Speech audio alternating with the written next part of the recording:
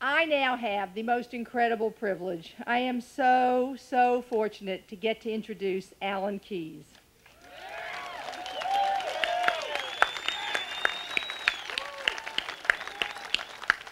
What a blessing he is to this country. I cannot count the number of times that he has carried the Republican standard and actually been a Republican nominee for high office. And he has not had the support that he should have. He should have been our first black president.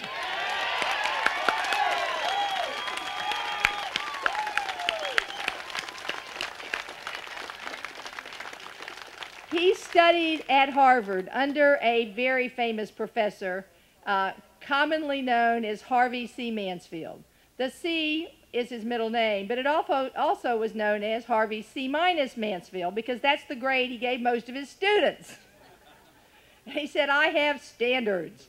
Alan was an A student, roommate of all people, Bill Kristol, if you know who Bill Kristol is.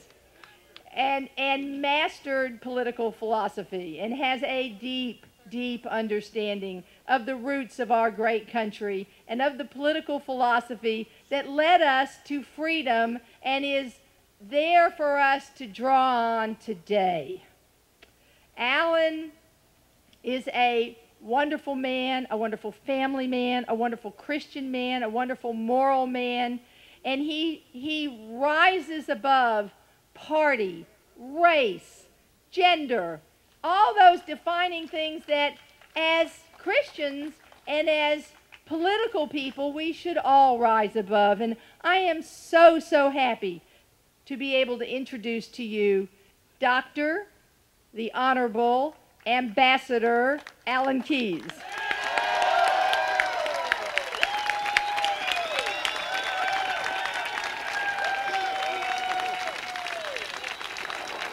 Praise God. Thank you. Thank you very much. Praise God. Thank you. Thank you.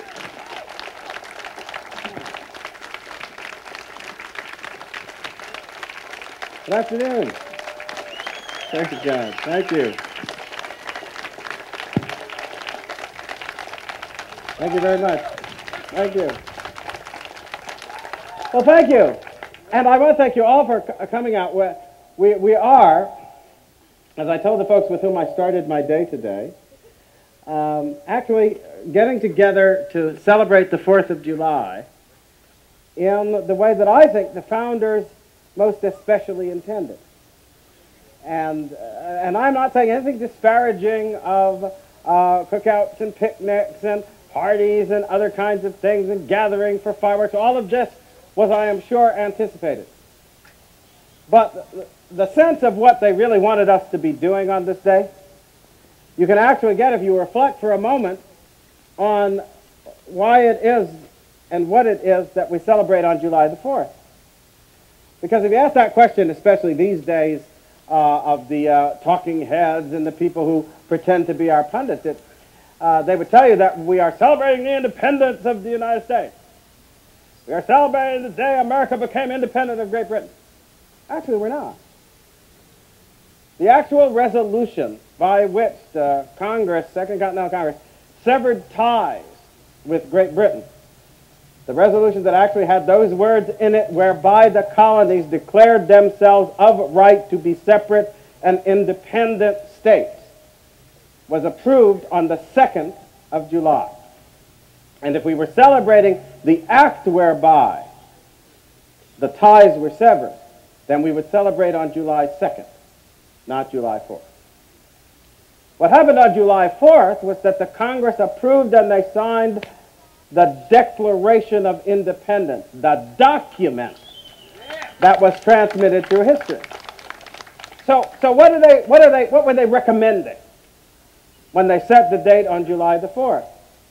They were recommending not that we should just dance about in celebration of an action, but that we should every year, every time we did it, be reminded by our leaders and by our own actions and activities of the truths that make us free, the truths that were articulated in that great document.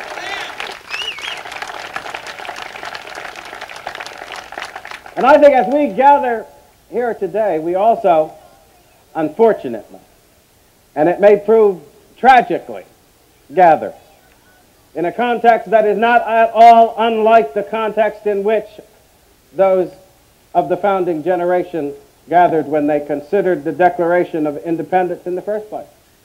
I know now, and it is even popular at some of the Tea Party events for certain folks to act as if they came together and they were all excited and unhappy because they were being placed under an oppressive burden of taxation by the nasty, bad old British government, and they were rising up to protect their pocketbooks and their wallets against the depredations of the tyrants who were trying to destroy their livelihood and so forth. Y'all, not quite. You know why not quite? Well, I'll tell you what. If you compare the burden of taxation under which we live today with the burden of taxation that was represented by the impositions that the British government were making with the tea tax and other excise taxes, guess who turns out to be the tax slave? Guess who turns out to be laboring under an onerous burden of taxation that would, on material grounds, have had the founding generation rising up in rebellion long before now? We are. That's right. So answer me a question, though. Since they had, in that respect, a much easier time of it than we do, what, you think they were that sensitive? I don't think so. These were people who were not that far from the roots of those and still had in their midst, in various ways, folks who were going out into a hardy wilderness that didn't offer them much, that they didn't have to eke out with every ounce of their strength and their effort and their labor. These were folks who were descended not that far from people who had come over from Europe from comfortable circumstances and rich livelihood in order to battle against that wilderness to establish communities that would give them the real rights of conscience and freedom which prosperity can never give. So, in that same spirit that they had come to the New World, seeking a place in which they could live, not in comfort, but in freedom, so they rose up in that day when our great Declaration of Independence was declared, not because they intended to protect their pocketbooks, but because they were determined to establish and protect their liberty, then and for all time. And I would like to tell you that I deeply believe, and I have found as I have gone to some of the Tea Party events around April 15th, as we've been working back and forth with folks, I believe that the spirit of our time, contrary to what the pundits and even some of the folks who think they're going to gain political advantage from the Tea Party movement, they think, well, we'll just get out there and we'll talk to them about the money and the money and the money and the money. And I'll tell you what, I think most Americans understand that, yes, it's bad to spend us into ruin. It's bad to burden future generations with debt that shall never be repaid. It's bad to turn this country's future over to the Chinese government or any other because we are so indebted to that government on account of our spendthrift ways. That's bad. You see? It is bad to give the government control over your businesses and the right, I don't know where they got it, to take over private corporations. You see that in the Constitution somewhere? I do not find that right in the Constitution. I cannot understand that on the day when some people were standing up and applauding the possibility that a president, so-called, of the United States was going to be firing the president of General Motors, I'm thinking to myself, where on earth in the Constitution does any official of the federal government get the right to decide what shall happen in a private corporation in this country? Some people may want us to believe that this pattern of events is just a threat to our livelihood.